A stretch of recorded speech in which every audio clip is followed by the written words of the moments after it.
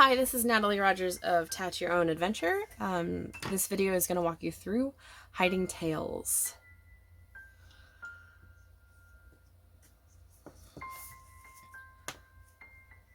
So if your shuttles are not wound continuous method and your first part of the pattern is a ring,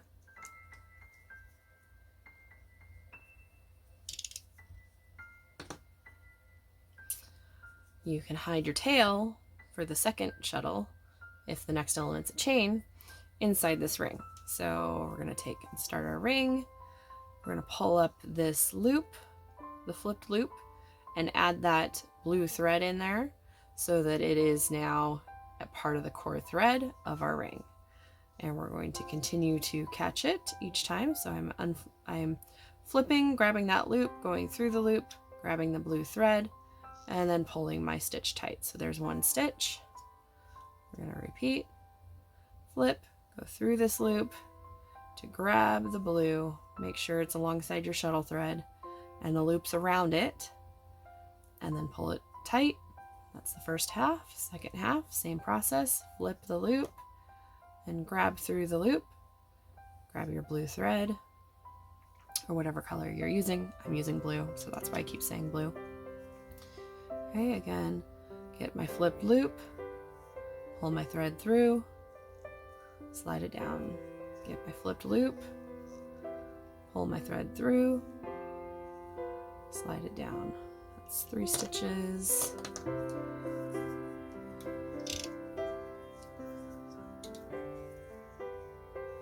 Here's 4.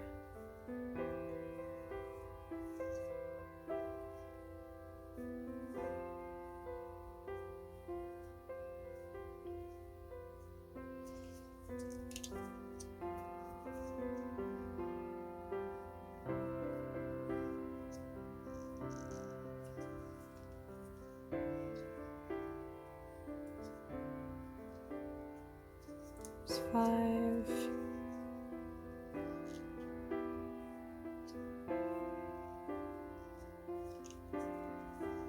Here's 6. We're going to make this a ring of 10.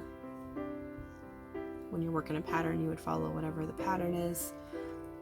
You want the tail thread to be tucked under at least 4 of your stitches. It can be tucked under more, that's fine.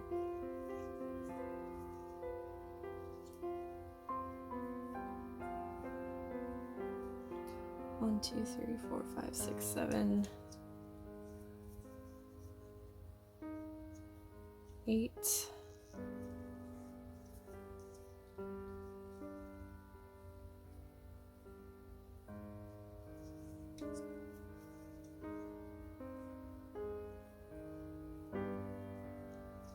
9.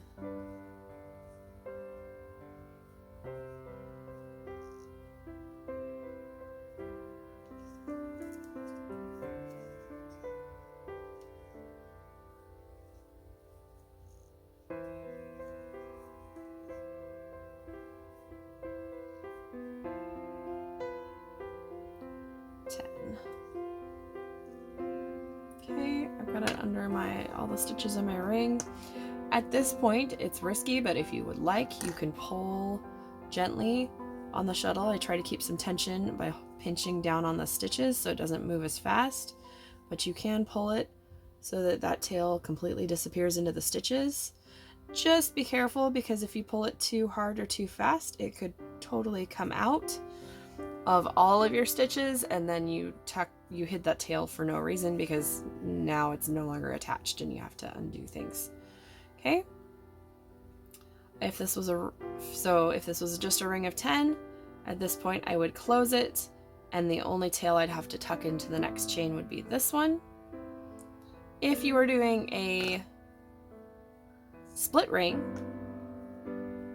and you've got that first tail tucked just like we did, you can then tuck the second tail, that purple tail, on the second half of your split ring, and you can have your tails tucked entirely.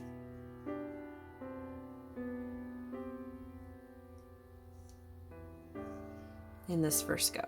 So let's just add a few stitches here will turn this into a split ring, so I can model that little bit. There's the first half, the second half of the stitch, because we're on the unflipped side. 1,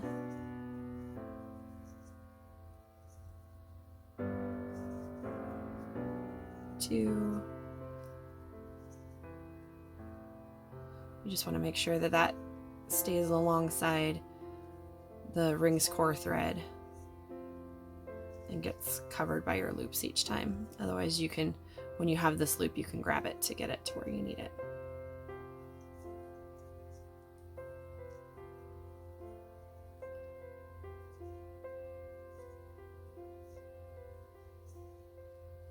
There's 3. Slip down on my fingers.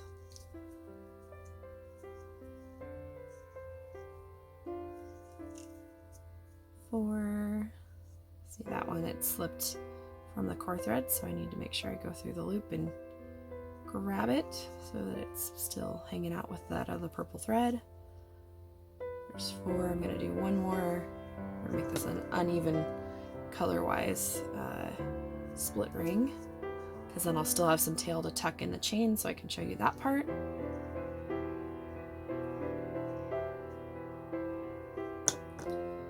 Okay, so I've got all the stitches I want in this two-tone split ring, and I'm gonna close the ring.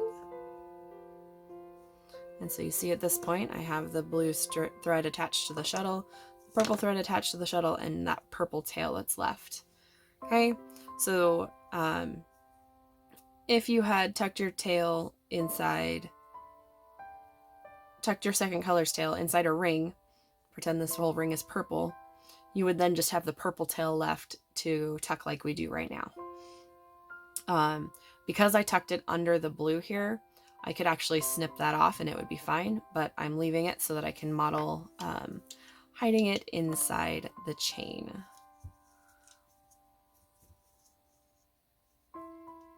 So again, making that loop, grabbing that thread, making sure it's with my core thread, pulling down that first half of the stitch, repeating that process. Loop, pull thread through, slide down core thread.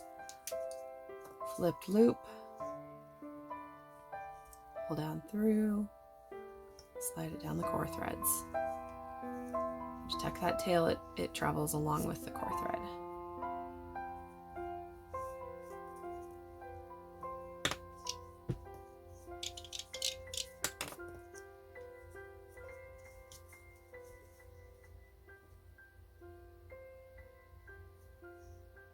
Loop, flipped loop, pop through, grab the thread I want, slide it down, loop, thread, slide it down. Second half, flipped loop, come grab the thread, it's along the core thread, slide it down. Okay, I've got 4 stitches now. So I am going to trim this in now. So that is hiding your ends inside a ring and hiding your ends inside a chain. And also I showed the split ring portion as well.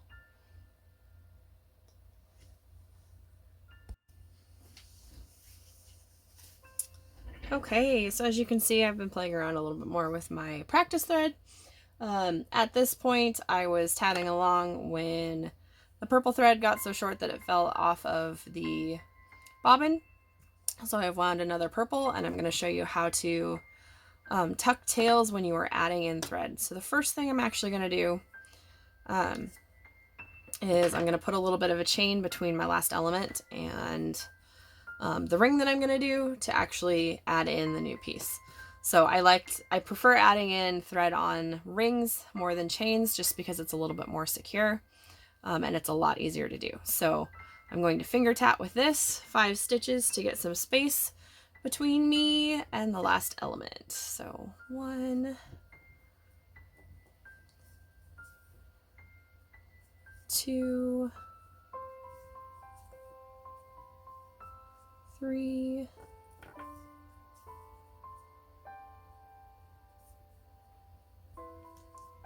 4, 5.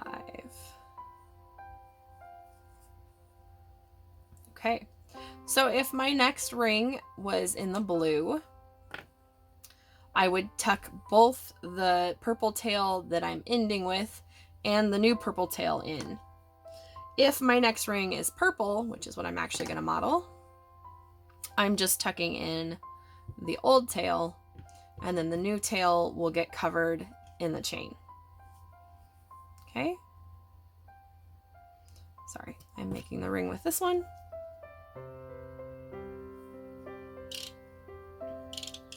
Wrap it around. Nice thing is this tail is kind of long enough that I can actually have it travel with my shuttle, which will make the tucking of the tail easier. If your tail is not long enough to do that, then obviously you would just grab it each time. So I've got them both wrapped so that they are both the core, so I can slide it down. 1. Here's my first stitch. It did not snug up next to the previous one, so hang on a second. I'm going to slide it down a little bit so I don't have bare thread between my chain element and this ring that I'm adding.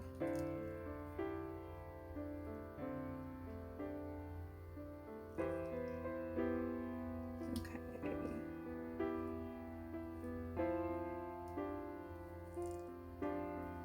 There we go. It's snugged up there now.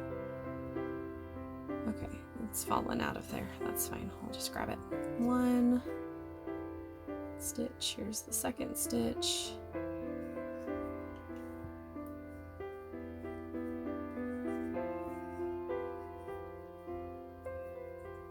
2.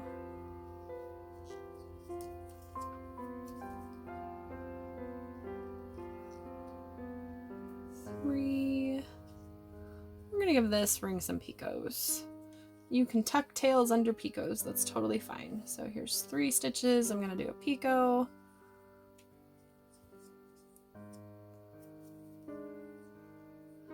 Again, I'm just grabbing this thread so it comes out with the shuttle thread. Here's my picot.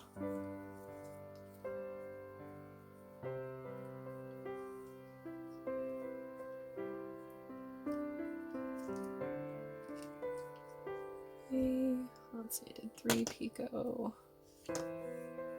Another one here.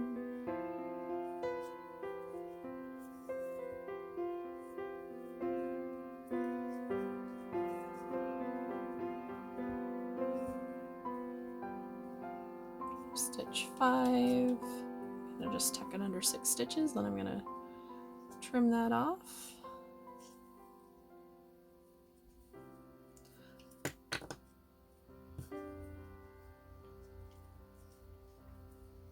Okay, so when I trim this, the one thing I want to make sure I do is that I don't just yank this off of the chain, because if I do that, those 6 stitches that are hiding it right now, they come loose, then the chain becomes loose because the chain's core thread is that thread that I just tucked. Okay, so this was the remaining purple thread. I'm going to snip it. I'm making sure it's the one that's my tail, not the ones that I want to keep working with. Snip it off. It was 3. I'm ready for my next picot.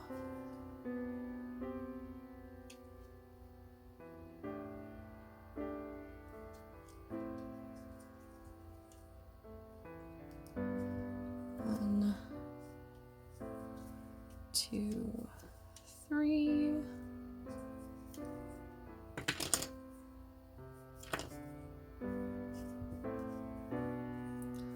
One more picot, 3, and then I'll close this ring.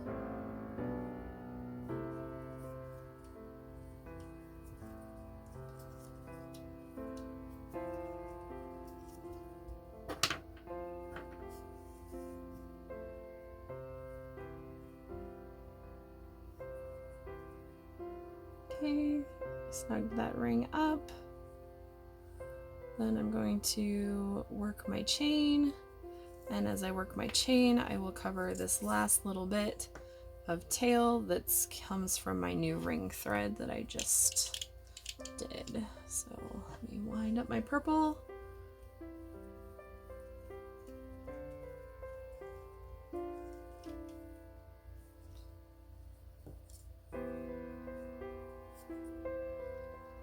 The nice thing is at this point now I have definitely secured the new thread to the old thread, and I shouldn't have any risk unless I pick at it. I should have done the second half. Whoops.